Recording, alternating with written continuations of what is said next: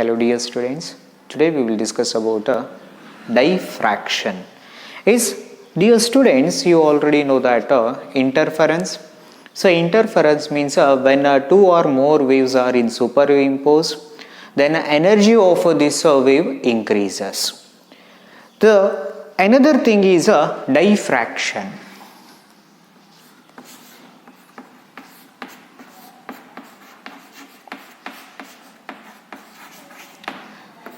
So totally we consider that 6 properties of a light. One is the reflection, refraction, another one is dispersion. So these are we consider that a ray nature of a light. In wave nature, so one is a interference, another one is a diffraction, another one is a polarization. So in a wave property, so second property we consider that a diffraction. So here, so diffraction means so light rays is bent at the edge of a obstacle. It means the corners of a obstacle. For example, here we consider that this one is a source of a light. Okay, so this is source of a light incident at corners of a obstacle. Okay, then what happened? So this light ray is bent at the corners of a obstacle. Okay, so this light ray is bent at the corners of a obstacle. And here we consider that this one is a screen, and in this side we consider that a geometrical shadow, and here also we get a geometrical shadow of this obstacle. Yes, so this reason here, so this one is a source. Yes, and these two we consider that obstacle, and here we get a geometric shadows.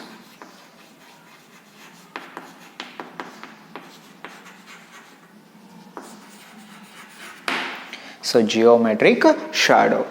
Okay, so this light ray bend at the corners of a obstacle. Okay, corners of a obstacle. So this light ray is bending.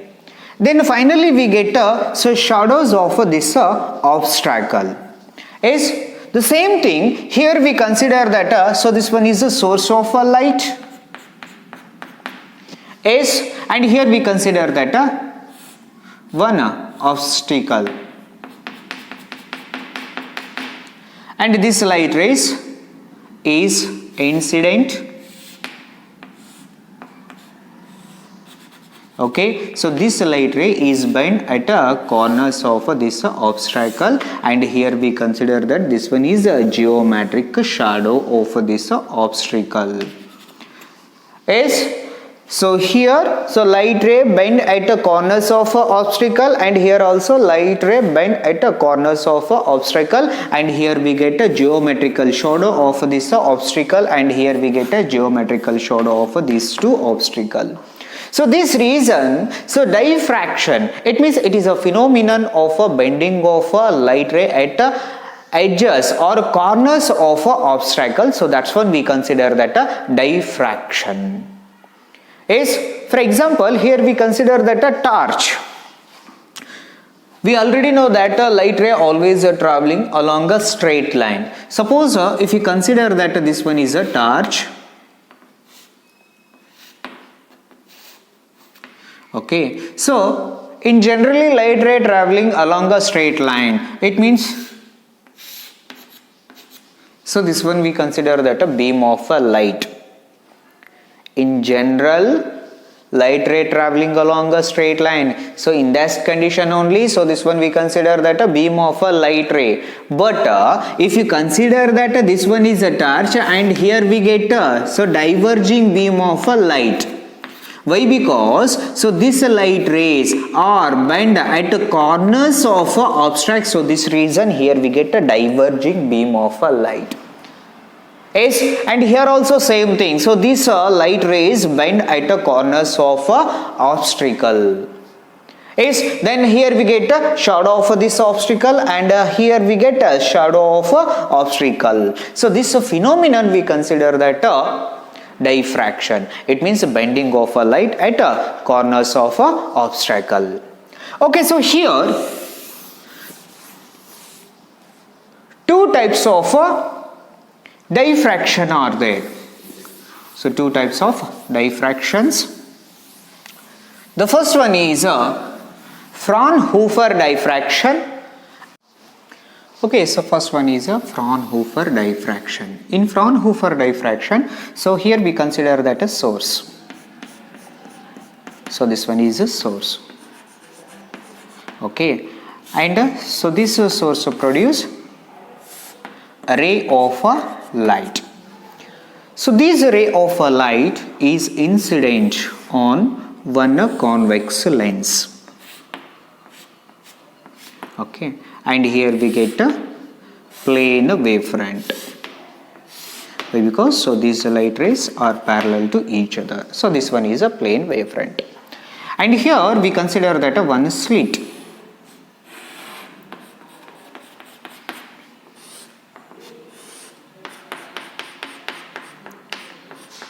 So these are we consider that it means act like a obstacle. Okay. So here, so this light is incident on this slit, or we consider that obstacle. Then what happens? So this light ray changes its direction. It means so these light rays changes its direction. It means so these light rays or start to bending. Okay, when so these light rays we consider that a diffracted light rays. So diffracted light rays, it means so this one is incident wavefront and this one is the diffracted wavefront. Okay, so this incident wavefront we consider that a plane wavefront, and this diffracted wavefront is also we consider that a plane wavefront. Okay, so this diffracted wavefront again incident on this convex lens too. So this one is the first convex lens. Then what happens? So these light rays or converges. Yes, so these light rays or converges, and this converging point is present on the screen. And here we get a maxima and a minimas. I will tell you afterwards what is maxima and what is a minimas. Okay, so this one we consider that a slit, and so first lens, and this one is a second lens, and this one is a source, and here we consider that a so incident wavefront. So this one is a plane wavefront. Incident wavefront is plane wavefront, and a diffracted wavefront also we consider that a plane wavefront. So this one is also plane wavefront. Okay, and here the distance between source and a screen. So distance between source and a slit. So this one is a very large distance. It means infinite distance. And here slit to screen. So this one is also a large distance from a slit. So screen is placed a maximum distance from a slit. So that's way. So in this Fraunhofer diffraction, so source and screen is placed a larger, or it means infinite distance from a slit. So source and screen are placed infinite distance from a slit. And the incident wavefront is a plane wavefront, and diffracted wavefront is also plane wavefront. In Fraunhofer diffraction, so here we consider that two lenses. We have to study about a Fraunhofer diffraction. We require two convex lenses. Okay. So here in a Fraunhofer diffraction, source and screen are placed infinite distance. Source and screen are placed infinite distance from a slit. So incident wavefront and diffracted wavefront both are plane. It means incident wavefront is plane and diffracted wavefront is also plane. And if you study about this Fraunhofer diffraction, so here we require two lenses. Okay, on screen we get a maximum and a minimas. I will tell you afterwards what is maxima and a minima. Okay, another one is a Fresnel diffraction.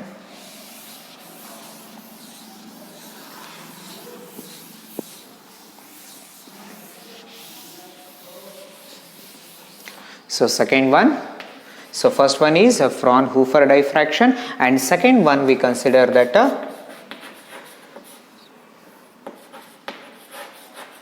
Fresnel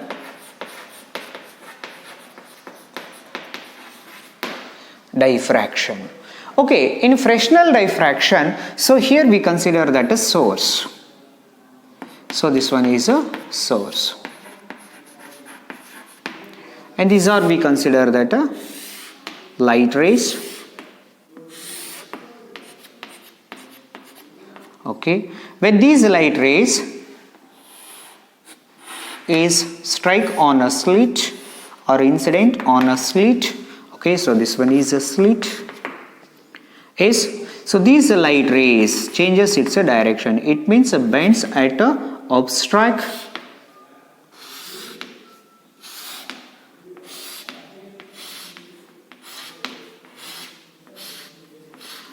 Okay, so bend at a obstruct, and here we consider that a screen. Okay, and here so these light rays are converges on a screen. Okay, so this one is a source and this one is a slit, and this one we consider that a screen. Okay, in a Fresnel diffraction, source and screen are placed finite distance from a slit.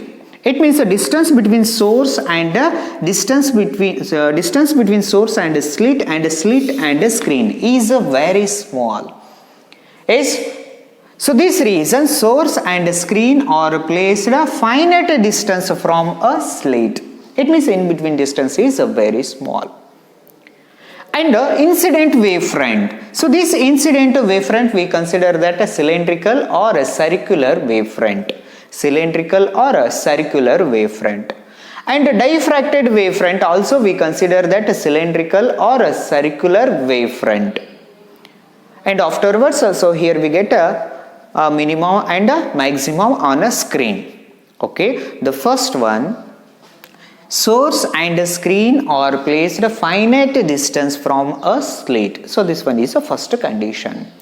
Incident wavefront is a cylindrical or spherical wavefront, and diffracted wavefront also we consider that a cylindrical or spherical wavefront.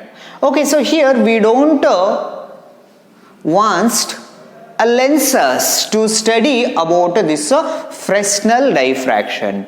It means, so here we don't consider that any lenses, even convex or concave, we don't consider that any lenses. Without lenses, so here we get a diffraction a phenomenon. So this one we consider that a Fresnel diffraction. Okay, in Fraunhofer diffraction, screen and source are placed infinite distance.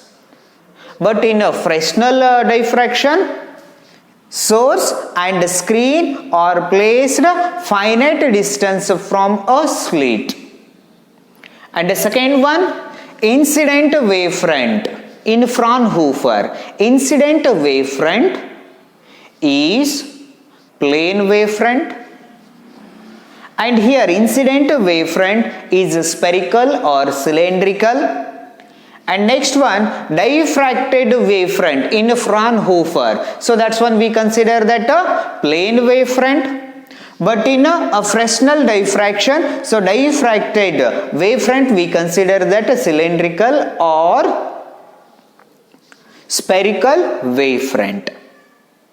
As in a Fraunhofer diffraction, require two lenses to study about a Fraunhofer diffraction. It means we want two lenses, but in a Fresnel we don't consider that any lenses.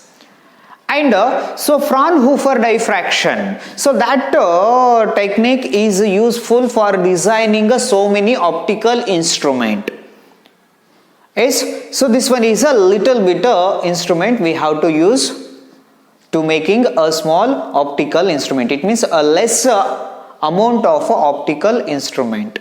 These are used for a less amount of optical instrument, but a Fraunhofer diffraction. So that's one, that technique is useful for the making so many optical instrument.